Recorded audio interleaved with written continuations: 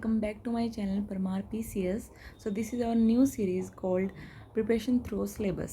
हम lower PCS के syllabus को उठाते हुए उसके एक एक टॉपिक को तैयार करेंगे। तो आज हम Indian economy and social development से एक टॉपिक प्रिपेयर करेंगे जो कि है SDG सस्टेनेबल डेवलपमेंट गोल। चलो इसके बारे में डिटेल में देखते हैं। Let's get started. ये सारे गोल एक ट्रिक से याद करने से पहले हमें SDG के बारे में अच्छे से पढ़ना पड़ेगा, ठीक है, डिटेल में, ताकि अगर इनसे क्वेश्चन आए तो हम सोल्व कर सकें।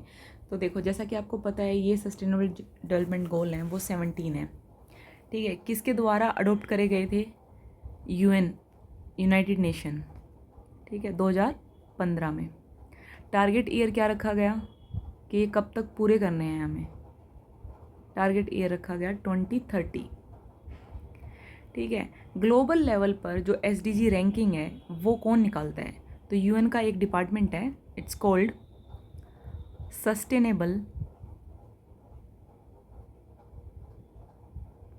डेवलपमेंट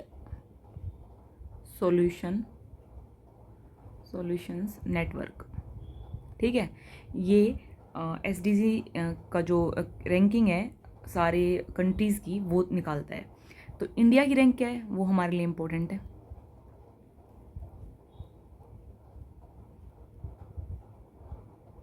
इंडियाज़ ग्लोबल रैंकिंग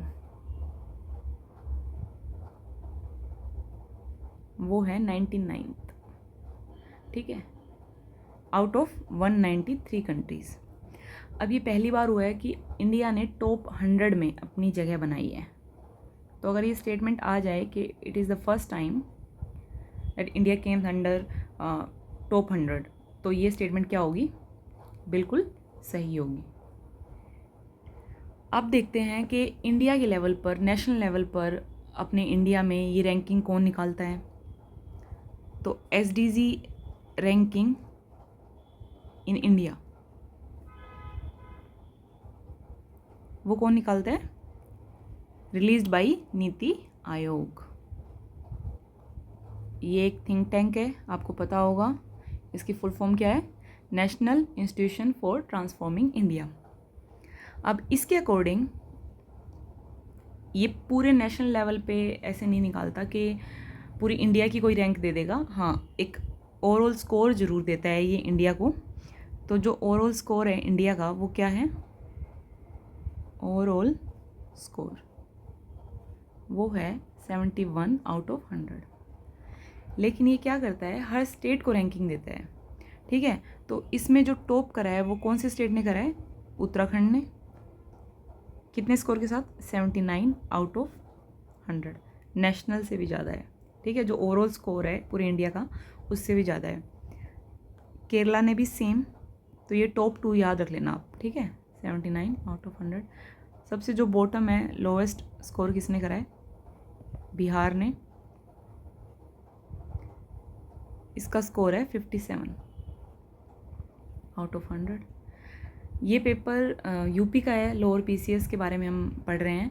तो यूपी की रैंकिंग आपको जानना ज़रूरी हो जाता है, इसलिए क्योंकि एक यूपी के जो सिलेबस है, यूपी स्पेशल सिलेबस है, उसमें सिलेबस का एक पार्ट ये भी है कि यूपी की जो अचीवमेंट है, तो करंट से रिलेटेड ये अचीवमेंट हो जाती है कि यूपी का स्कोर जो है वो 18th है, ठीक है। जो यूपी की रैंकिंग है वो क्या है? 18th among states. अब ये करता क्या है? जो नीति आयोग है वो जो SDG की रिपोर्ट निकालता है वो स्टेट्स की अलग निकालता है और UTs की अलग निकालता है, ठीक है। तो एग्ज़ाम में आएगा तो ऐसे ही पूछा जाएगा 18th अमंग स्टेट्स। तो आप इसको देख के, स्टेट्स को देख के कन्फ्यूज़ मत होना कि यूनियन टेरिटरीज़ में मिक्स होके, ऐसा नहीं है। स्टेट्स की अलग आती है, तो ये स्टेट्स में 18th है, ठीक है। अलग आती है तो मिक्स की पढ़ने की ज़रूरत है नहीं, क्योंकि UTs की अलग आती है, स्टेट्स की अलग आती है। तो यूपी की जो रैंकिंग है वो क्या है? 18th है। अब एक फ्रेमवर्क और निकाला जाता है नेशनल लेवल पे, ठीक है, जो ministry of statistics and programme implementation, जो मिनिस्ट्री है ये निकालती है, ठीक है। ये बस इंडिकेटर्स निकालती है एक, और जो कि इंडिकेटर निकालती है उसका नाम क्या है? नेशनल इंडिकेटर फ्रेमवर्क, ठीक है, इसमें कोई रैंकिंग नहीं आती, लेकिन ये बताया जाता है कि जो SDG हैं वो किन के बेस पे क्या इंडिकेटर्स हैं जिसके बेस पे निकाला जाएगा फॉर SDG, वो प्रोवाइड करती है। ठीक है, निकालती नीति आयोग है। Ministry of statistics and programme implementation national indicator framework जारी करते हैं SDG के लिए कि किस किस आधार पर SDG निकलेगा। ठीक है, तो ये जानना हमारे लिए इतना इम्पोर्टेंट नहीं है कि किस इंडिकेटर जानने डिटेल में इम्पोर्टेंट नहीं है, जो इम्पोर्टेंट था वो मैं यहाँ पे करा चुकी है आपका। ठीक है, ग्लोबल रैंकिंग करा दी मैंने, इंडिया की 99 है। ठीक है, 99वें नंबर पे आया है। और मैंने टारगेट ईयर बता दिया आपको, कब अडोप्ट हुए ये बता दिया मैंने आपको। और मैंने नेशनल लेवल पे नीति आयोग निकालता है ये मैंने आपको बता दिया। टॉप जो स्टेट है वो क्या कौन है, UK, उत्तराखंड है। केरला ने सेम सेकंड पोजीशन पे है, लेकिन सेम ही वो करी है, स्कोर करा है। ठीक है, बॉटम में कौन है, बिहार है विद 57 स्कोर। यूपी की जो रैंकिंग है वो क्या है, 18 नंबर पे है। ठीक है, ये सब मैं आपको बता चुकी है। अब आते हैं मेन हमारे मुद्दे पे कि ये जो 17 जो ये गोल्स हैं ये हमें कैसे याद करने हैं। तो देखो, एक ट्रिक है छोटी सी, और आपको फ़नी लग सकती है, लेकिन हमारा काम होना चाहिए, हमें ये याद होनी चाहिए। एकदम से अगर पूछ लेगा एग्ज़ाम में, टाइम इतना होता नहीं है कि सीधी पूछ लेगा 10th जो सस्टेनेबल डेवलपमेंट गोल है वो कौन सा है, ऑप्शन दे देगा 4 आपको, मतलब ऐसे याद आना चाहिए कि कौन सी है। ठीक है, तो अगर क्वेश्चन पूछेंगे इनमें से तो यही पूछेंगे डायरेक्ट कि कौन सा SDG है, नंबर करके दे देंगे कि 12th SDG क्या है। ठीक है, तो चलो स्टार्ट करते हैं। तो देखो, सबसे पहले है नो पोवर्टी। अब सीधी सी बात है, ये कैसे एक दूसरे से लिंक हैं। देखो, पोवर्टी नहीं होगी तभी तो हम हंगर पे काम कर सकते हैं। तो सबसे पहले हमें पोवर्टी ख़त्म करनी है। ठीक है, नो पोवर्टी, तो नेक्स्ट पे हम जंप तभी तो हंगर ख़त्म होगी, तो जीरो हंगर, एक दूसरे कनेक्ट है। याद रहेगा आपको कि अगर पोवर्टी हम ख़त्म कर देंगे तो हंगर भी ख़त्म हो जाएगी। No poverty, zero hunger. अगर मान लो लोग अच्छे से खा रहे हैं, उनके पास अच्छे से भोजन मिल रहा है, उन्हें अच्छे से खा पी रहे हैं वो, तो उनकी हेल्थ अच्छी होगी, वेलबींग अच्छा होगा। तो good health and wellbeing, third ये हो गया। अगर अच्छी हेल्थ है और वेलबींग अच्छी है तो वो स्कूल जा पाएंगे, पढ़ पाएंगे, है ना, तो क्वालिटी एजुकेशन ले पाएंगे। अगर एजुकेशन अच्छी मिल रही है तो जेंडर इक्वलिटी आएगी, है ना, गर्ल्स भी पढ़ रही हैं, बॉयज़ भी पढ़ रही हैं, तो इक्वलिटी होगी उसमें, तो जेंडर इक्वलिटी आएगी। अब देखो, स्कूल की बात चल रही है, स्कूल में वो एजुकेशन ले रहे हैं, जेंडर इक्वलिटी हो रही है, तो वहाँ पे क्लीन वाटर एंड सैनिटेशन भी होना चाहिए। ठीक है, तो 6th गोल क्या हो गया, क्लीन वाटर एंड सैनिटेशन। अब आपको पता है जो बिजली है वो किससे बनती है, पानी से बनती है, तो clean water and sanitation 6th है। तो इससे नेक्स्ट क्या हो जाएगा, अफोर्डेबल एंड क्लीन एनर्जी। ठीक है, हम क्लीन एनर्जी बना लेंगे, अफोर्डेबल एनर्जी होनी चाहिए।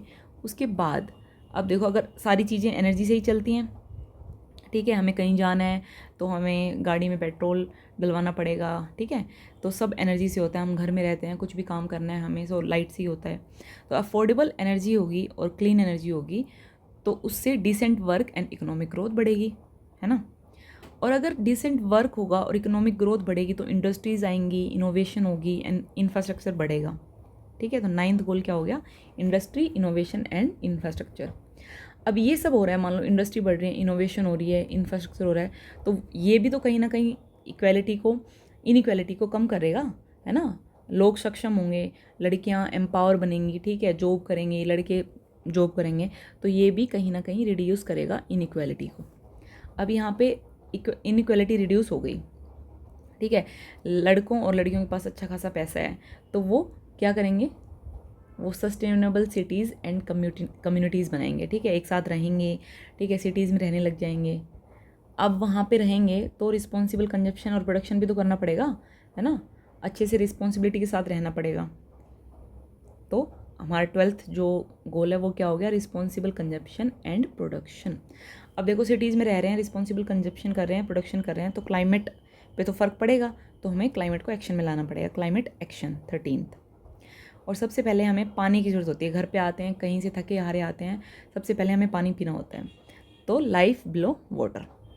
ठीक है, जैसे ही क्लाइमेट पे ध्यान दिया हमने, तो नेक्स्ट बात आएगी पानी की, लाइफ बिलो वाटर। बस ये इसलिए बता रही हूँ मैं क्योंकि 14 और 15 में कन्फ्यूज़न होता है कि लाइफ ऑन लैंड पहले आएगा या फिर वाटर पहले आएगा। तो वाटर का आप इसलिए ऐसे याद रख लेना कि हम थके हारे आते हैं तो सबसे पहले हमें पानी की ज़रूरत होती है, ठीक है, खाना तो हम बाद में खाते हैं। तो life below water 14th, and then 15th क्या हो जाएगा, लाइफ ऑन लैंड, ठीक है। अब उसके बाद 16 क्या हो जाएगा, peace, justice and strong institution. ये सब करने के लिए हमें पीस चाहिए, जस्टिस चाहिए, ठीक है, स्ट्रॉन्ग इंस्टीट्यूशन चाहिए, किसी के साथ गलत ना हो, माइंड में शांति होगी तो हम ये अच्छे से कर पाएंगे सब कुछ, और स्ट्रॉन्ग इंस्टीट्यूशन भी होनी चाहिए, कोई गड़बड़ी हो जाए तो इंस्टीट्यूशन उनको संभाल लें। उसके बाद ये सारे काम करने के लिए एक पार्टनरशिप चाहिए, पार्टनरशिप फॉर द गोल्स, ठीक है। ऐसे ही हमारे 17 गोल मुझे लगता है। एक बार आप इस वीडियो को दोबारा से सुनना, आई एम डैम श्योर कि आपको ये अच्छे से याद हो जाएंगे। Thank you for watching and please subscribe to my channel. Thank you.